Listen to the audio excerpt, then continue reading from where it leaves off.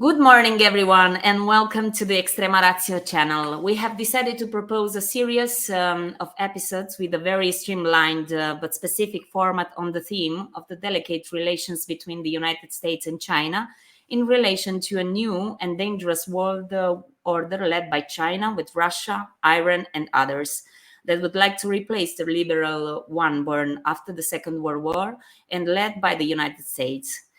It is an extremely current topic, not only in terms of global geopolitical relations, but also for its relevance in the US election campaign, which will most likely see Donald Trump pitted against President Joe Biden. This is episode number 1, and our guest is Mr. Joseph Cella. Let's start right away with the first question. Who's Joseph Cella? Well, thank you, Cosmina, for your gracious welcome and having me on this first episode. I suppose it's fitting to have an American of Italian heritage as the first guest, made even better by your proper pronunciation of the last name, Yeah. as it is in the Italian. Because it's Italian. Okay. Yes.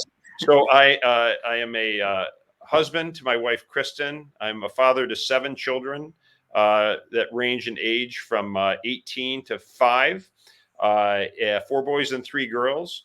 I have had a 25-year career in private sector, public sector, and nonprofit experience. And most recently, I had the honor to serve as the United States ambassador to several South Pacific Island nations. We now know as the Indo-Pacific. Fiji, Kiribati, Nauru, Tuvalu, and Tonga.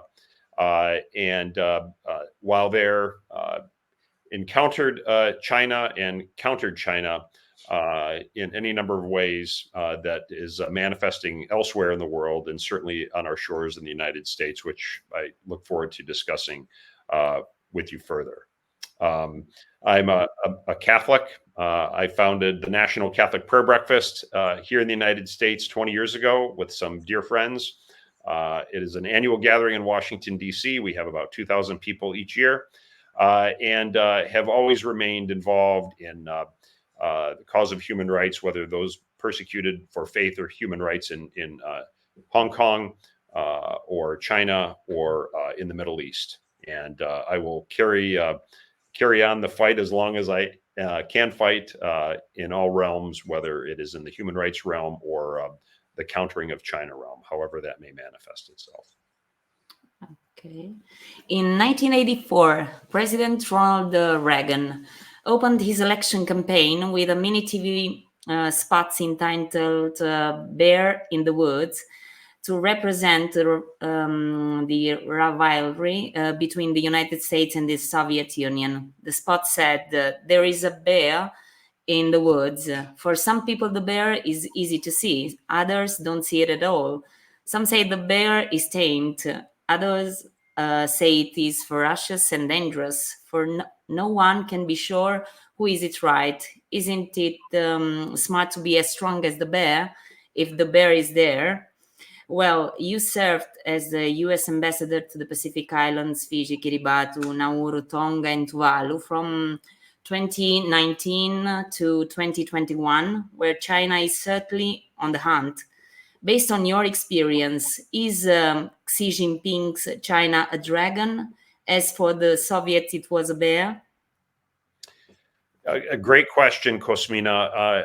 I would say it is, we're in the same book of you could say, a cosmic battle between good and evil that can manifest itself in this world. And since 1917, we've faced the vanguard of Marxism, Leninism, and then in 1949, Maoism, which shot off of Marxism and Leninism through China and its revolution, and it continues. And Xi Jinping, who has been president of General Secretary of the Chinese Communist Party, that is the government of the People's Republic of China, has been at the helm since 2013, and he presents a threat, I would say,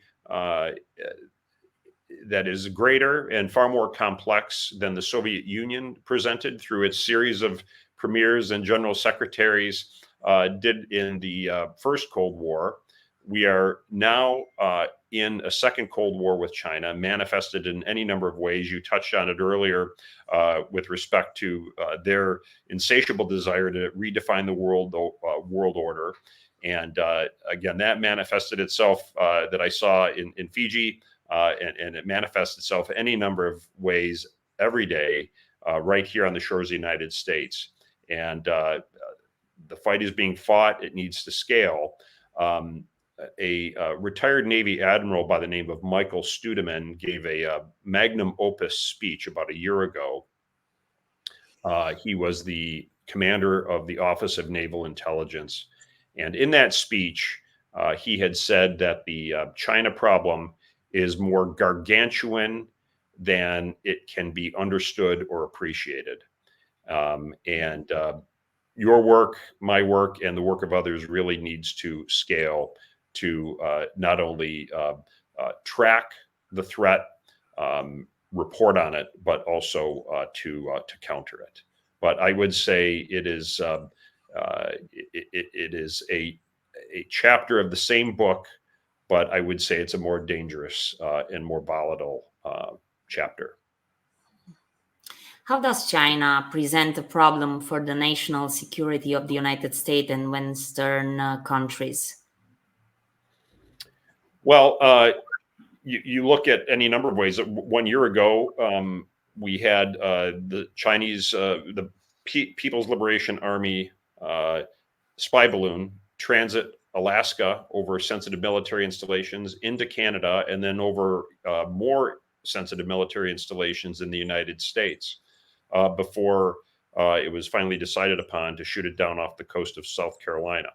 So initially, the spokeswoman for the PRC and the CCP said it was a mostly weather balloon, quote unquote.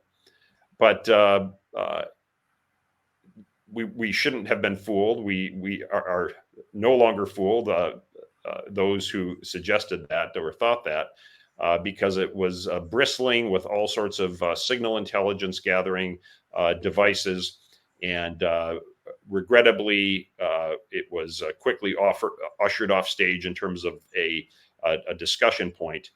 But getting back to Admiral Studeman, he speaks of the importance of just speaking plainly and publicly about that, and countering their irregular warfare through information warfare. He once said that it is easier to drop a bomb, getting approval to drop a bomb, than it is often than it is to get approval to drop an information bomb. Yeah. And that needs to change. Certainly does. Okay, Joseph, I will thank you for your valuable interview, and we hope to have you soon as our guest. To the friends who follow us, we remind you that you can watch the full interview again via streaming and on the Extrema Ratio YouTube site. Thank you for watching, and see you soon. God bless. Thank you for the opportunity. Thank you. Mm-hmm.